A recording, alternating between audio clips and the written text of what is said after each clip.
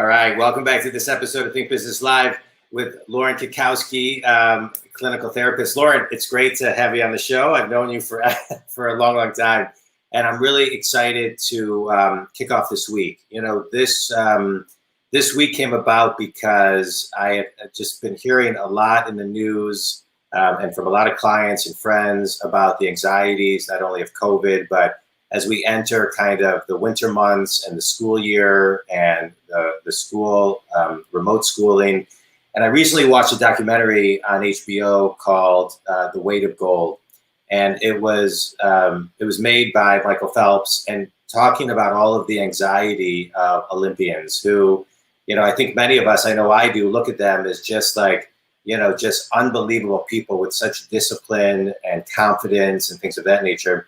And what the documentary talks about is how much anxiety and really how many of them are suicidal at one point and have to really kind of get grounded into themselves.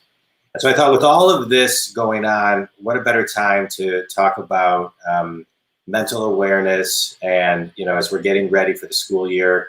And so I thought you'd be a great person to kind of kick everything off, you know, and so to get things kind of started, you know, as parents are starting to kind of get ready for the school year after a summer with their kids home, ending the last school year, you know, kind of teaching their kids from home, I think people are feeling a little ungrounded right now. So how do people let's start there maybe, how do parents get grounded and just kind of find the space to kind of, you know, take care of themselves and their families? It's a big question. Thank you for having me on the show, John. Yeah. So I think the very first thing, I always use this analogy with my clients. You know, when you're on an airplane and they explain to you about how the oxygen mask works. Sure. They tell you that if the oxygen mask falls, that you need to put it on yourself first before you help somebody next to you, whether it's a child or somebody else. So it's really the same analogy we can use in our lives, that, you know, if we don't take care of ourselves in whatever way we need to, we have a very hard time taking care of others and setting the tone in our lives the way we want it to look. Obviously, during times like this, self-care is much more challenging because we don't have as much space. We may have financial stress. We certainly don't have the same kind of time if we have school-age children. So it becomes something that needs to be thought about each day, sort of a goal that you set each day. How can I nurture myself, take care of my own soul today? And for some people, it might just mean turning off technology and breathing for 10 minutes in quiet before you go to sleep. For some people, it might mean taking a walk or doing some form of exercise or a lone activity that soothes them or fills them. So finding a way to prioritize self-care, I think, is the first thing. I have a question on that real quickly, Lauren, because I think it's really important. I think we see this in business and important in business, more important in our personal lives. But the structure and building the habit of that, can we talk about that for a minute? Because what you're talking about is so critical, but a lot of times what I hear from people is, well, you know, I don't have time, I don't have 2 minutes, I don't have 5 minutes. So from a business perspective, I'll talk about time blocking and creating habits and routines and rituals and non-negotiables and things of that nature. But change is hard for people, and giving themselves permission to do a lot of what you're talking about is hard. So how do you talk to your clients about really creating the habit of that and the daily discipline of it?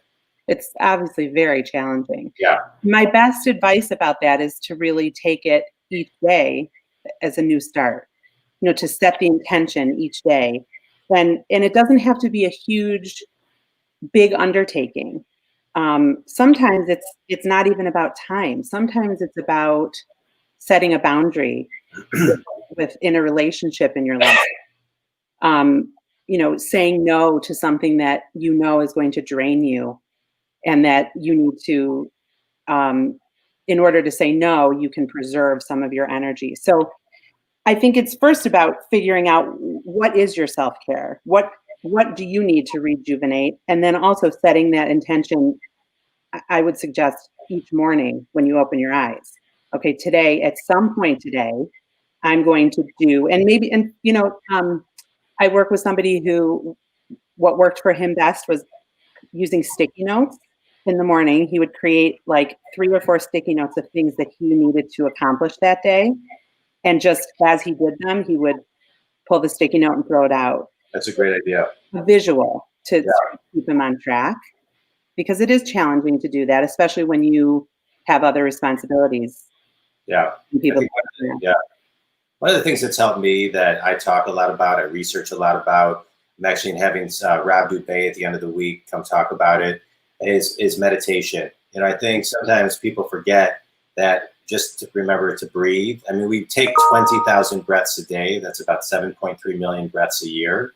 Mm-hmm. And sometimes we don't, we'll get coaches and trainers in this, but sometimes just kind of getting back to center with our breath, I think is so important. And 10, 3, 4, 5 deep breaths can really kind of get somebody out of fight or flights and just kind of back to reground it. So can you maybe talk about that a little bit? Yeah, I mean, so, there's data that backs that. It's real science. It does change your brain. And it doesn't, one of the things I find in working with people is that people tend to be sort of all or nothing. And when you hear, I don't have time to do that, it's because they feel that there's some expectation that if they're going to commit to meditation, that they have to devote an hour of their day or a half hour of their day. But truthfully, there are benefits from just a few minutes of that. So, I mean, there are awesome apps out there. Headspace is my favorite. It's easy to use. It allows you to control the amount of time you're going to practice. But it can be 2 minutes of time of quieting your mind, breathing, and taking that 2 minutes to rejuvenate yourself in a small way. There's a cumulative effect. You're not going to do it 2 minutes one time and feel like a different person. But if you can stick with it and set the bar low so that you don't feel like you can't achieve it and that you're failing when you can't get in a lot of time. But a couple minutes of time of deep breathing and quieting your mind really can make a difference in terms of anxiety, depression, and your overall mood. Yeah. I think what you're talking about there is setting the bar low is critical, because if anybody, I mean, if you can create a habit of a minute a day, 2 minutes a day, 5 minutes a day, something that you can keep consistent, that's the key. I mean, lowering the bar and everything for consistency, because it compounds over time. You may not be able to feel the difference day over day, but week over week or month over month, I think you may. Well, and then also if you're doing it a couple minutes a day, eventually you start to want to increase it because the benefits are real. So I think I'd rather phrase it as setting the expectations in a realistic way, as opposed to, I said setting the bar low, but setting the expectations at a realistic level. And a lot of times I suggest to people that they do it right when they wake up or right before they go to sleep, because that's a time where you're already, in a quiet space, and you definitely have 2 minutes before you go to sleep or when you wake up. Yeah. So that's a good time routine wise. Yeah. Good. Oh, good. All right, go. So I interrupted you. You were saying more about just kind of as parents today and the structure. Right. So I think self-care is the first thing that needs to be looked at. How are you going to do that? How do you build that into your life? And then the other thing I would talk about, I think, is structure, finding a way to create some structure within your home. For some people, that's very easy if they're already an organized, structured person. And for some people, it's not. So, understandably, it creates different challenges. But whatever that might look like for you and for your children, the more structure and the more consistent the schedule is and the expectations are, most people do much better. And I think for so many of our kids not going into school and doing learning virtually, some structure will be created for them based on whatever the school expectations are. But I think it's also important to create that, outside of the school time. Yeah. One of the structures that I loved during COVID, during the initial lockdown for a couple months, was the structure of getting our family around a dinner table every single night, and just the making of the dinner. It was great. It was great, and but I love what you're talking about structure.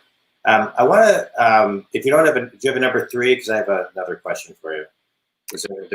No, I think structure and consistency go together. So I would, no, we're good. Okay. So I want to talk about how to ask for help, because, one of the things you're talking about is, structure, self-care. But when it comes to, I think, mental awareness, going through a difficult time, I hear from a lot of people like, hey, it's going to be a dark summer. There's seasonal depression that people have in general, and now I think it may get worse. We've had the luxury of being outside. It's going to start getting dark earlier, and dark when we wake up. And I think sometimes people have a difficult time asking for help, whether it's adults or kids. So how does somebody ask for help, and how does a parent recognize that their kids actually need help but aren't asking? So how do they ask for help? I think what's important to recognize, certainly during this time, and I think actually a lot of people who struggled prior to the pandemic with anxiety and depression may have found some consolation, if that's the way to say it, during the lockdown and certainly after, when things were loosened a little bit. We've all been really challenged. Our lives have been disrupted, and there certainly is an increase in anxiety and depression, but there's also a lot of help available. I mean, the mental health community has been able to provide services consistently through this entire time, with telehealth being covered by insurance companies and the easy access that people have to telehealth. Actually, I think much easier than before, to be able to pop online and have a session with a therapist. It's a lot easier than structuring your whole workday around an appointment across town. So there really is a lot available to people. And in terms of how do people ask for help, I think, sort of going back to that self-care idea that we talked about earlier. Yeah. I think Care is being honest with yourself about, oh, John? Yeah, you're breaking up a little bit. Yeah, now you're good. Go ahead. Okay. Part of self-care is being honest with yourself and understanding that you are not alone if you're feeling that you need some support, or that you're losing hope, or you're struggling in some other way.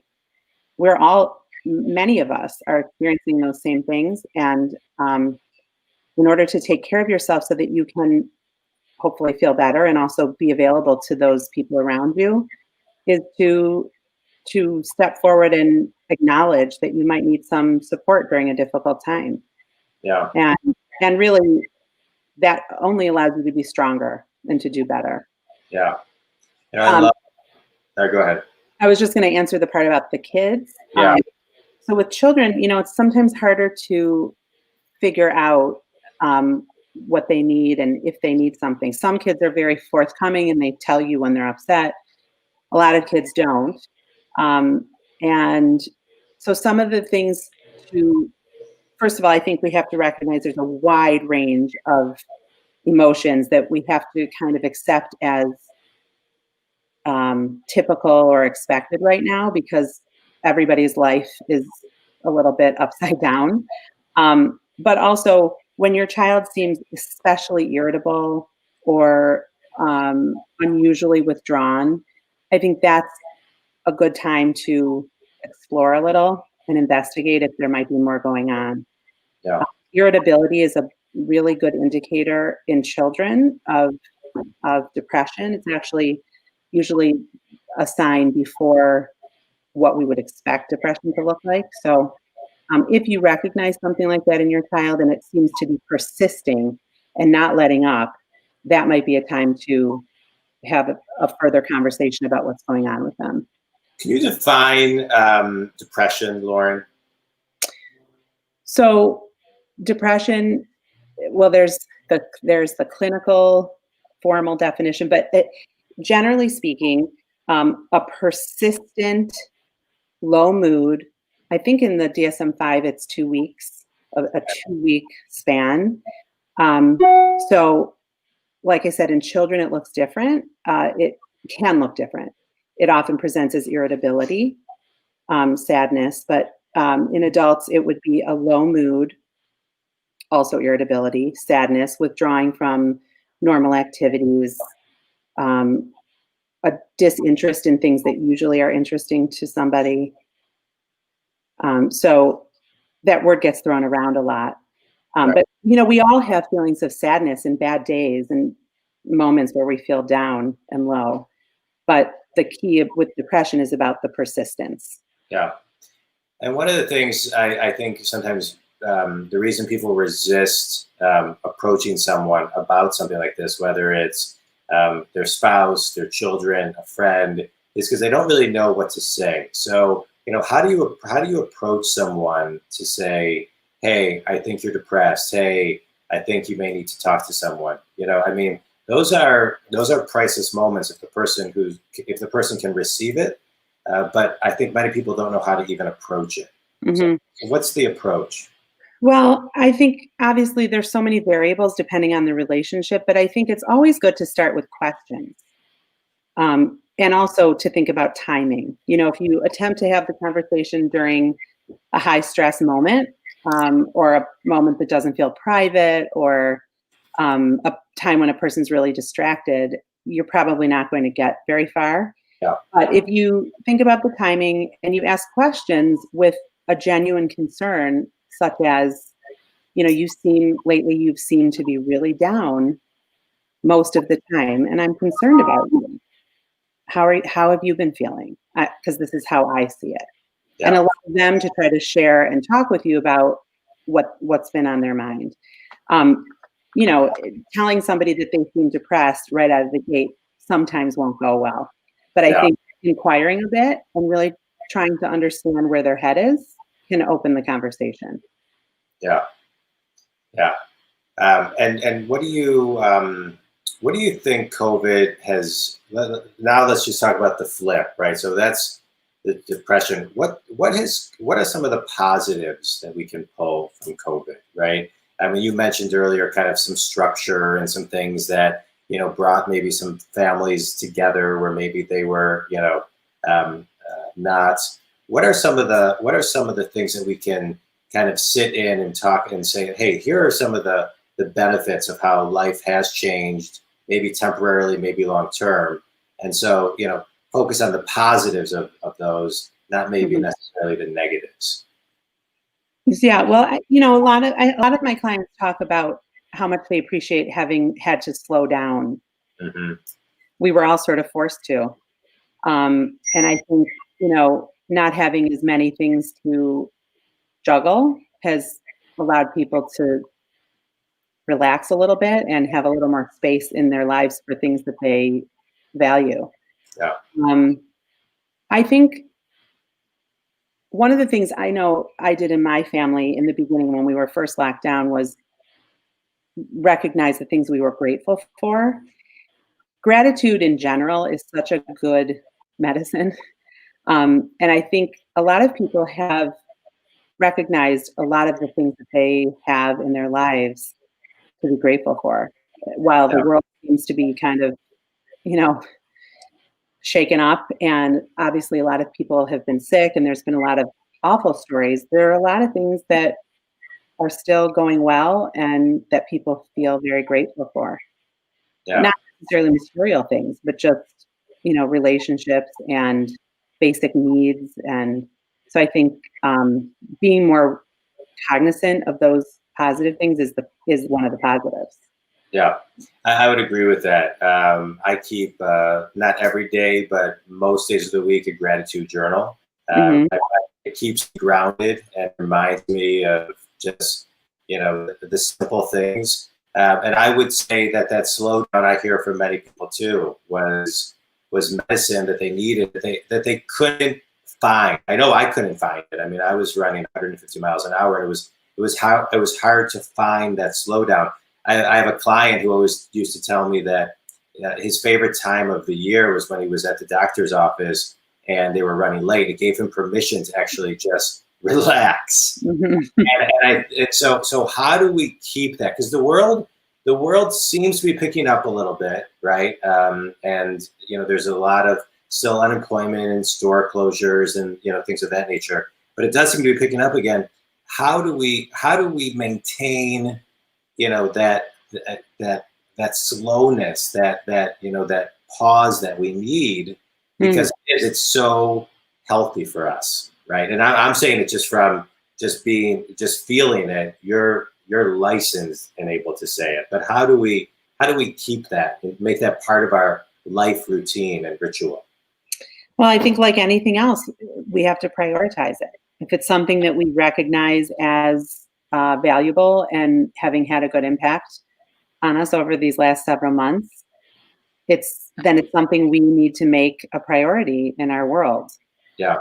It's difficult to do when you are pulled in 1,000 directions, but similar to the idea of meditating for 2 minutes, if you prioritize it, if you choose to make that a new way of life for yourself, you have the power to do that. I guess by saying no to certain invitations, carving out family time on the weekends instead of everybody just running in a million directions, and really making it a value, identifying it as a value that you care about. Yeah.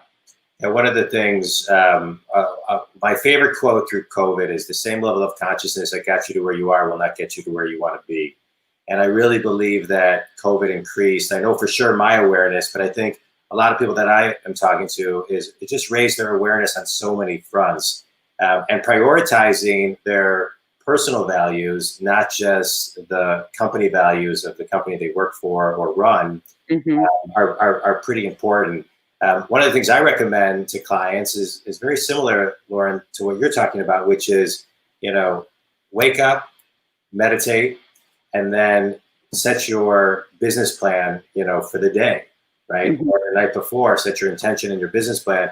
What I'll say is, with your 3 leading activities of the day that are specific and measurable, what you're saying is just, whether it's work or life, I'm hearing you say, is taking that first 5 minutes of the day to breathe, and set your intention to what your priorities really are, and then sticking to them. So now, how does talk a little bit about discipline for a second, because the discipline and the resilience, once you get knocked down, I think people may be going maybe smooth sailing for a couple of days, and then just people are watching too much news. I'm just saying, we're watching a lot of news. We hear a lot of things. Schooling our kids is difficult. We get knocked out. How do we then get back to center to do this? Well, it's obviously very challenging. I think one of the things I was thinking as you were talking is about the human connection. We really need others to help us get through these difficult times. So whether you have a therapist to talk to, or you have a partner or a close friend, some confidant, being able to share that you've been knocked down, being able to share that you're having a hard moment, that the news is depressing you, that, you feel like you had a couple weeks of being really motivated and then something happened, really, really makes a difference as opposed to keeping it all to yourself and trying to tackle it alone. So I think that's an important thing to kind of think about in your self-care regimen. Where do you go when you're struggling? Because as human beings, we need others. And I think right now, during this time of isolation for so many people, it's even that much more important. Yeah. So I think that's why I've been so pleased to see the mental health community become so accessible to people because of the virtual platforms. I think it's very important. Yeah, let's talk about that. Where does can you give a couple places that people go? Because I think sometimes people don't know. And for those people that have no one, and maybe they feel very isolated, where do they go? Well, so if you have health insurance, you can always call your health insurance provider to get names of therapists in your area, who you can then contact and find out if they're offering telehealth and how that might look. If you don't have insurance, or even if you do, there are agencies in every city. In Detroit, in Metro Detroit, Common Ground is a wonderful agency that will help people connect to services. So, if you were to look on, there's Psychology Today has a website where therapists sort of provide their profile, and you can search through and find people that fit your location, which is less important now, but also your needs. So there certainly are agencies and online platforms where you can reach out and connect. Also, local emergency rooms, if you are in crisis and you need support immediately, local emergency rooms have referral lists and therapists that they connect people with as well. Right. It's good to know. That's good guidance and advice, Lauren. Well, this has been great. This has been great content, and I think a lot for people who are in need of this type of content, not only today, but in many, many instances throughout their life, whether they listen to it live, over the next couple of weeks or over the next couple of years. Last couple of questions I have for you, Lauren, really is a quick speed round. What's one piece of advice you would give a college student today who recently graduated, who had just plans of internships and traveling the country or the world and now that's just changed a little bit? So for somebody graduating college, what guidance and advice would you give them? I think the same guidance I would give for anybody who's transitioning at the moment, that this is a temporary situation. And to remember that even though there are a lot of challenges right now and that things are not looking the way we expected them to, that we recognize that this is something that will also pass, and that we need to try to recognize, being uncomfortable and being displaced and having our plan changed really ultimately allows us to grow. Yeah. The more that we look inward and attempt to make the best of the situation. Yeah. I remember years ago, my business coach, Jules Rappaport, who I went to forever, he always was telling me to listen to Brene Brown and the power of Brene Brown and how I did listen to it for many, many months, but then I did. And now since I've watched her TED Talks, I've read all of her books, but she talks about vulnerability and just being vulnerable. And I think now is the time where we're all going to kind of walk through a lot of vulnerable times. And we just got to, like you said, lean on each other, and ask for help and take a breath and prioritize. And self-care is so important, like you talk about. And reach out to others, because the human connection, and there's help for everybody, no matter what. All you have to do, everything's a phone call away. People just have to pick up the phone and use it. So I appreciate, anything. Tell people, go ahead. And just to really recognize that you're not alone, that, so many people are experiencing challenges right now. Yeah. Laura, tell people how they can get a hold of you if they want to connect with you. Well, they can call I don't have a website, but I am on Psychology Today. And you can also reach me. Should I give them my phone number? You can do whatever you want. Give an email. Okay. Well, yeah, sure. My email is Lauren Katkowsky, which is LaurenKatkowsky at.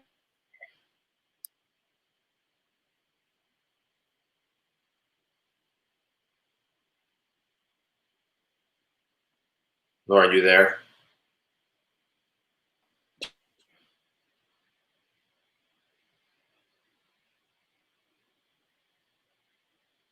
All right.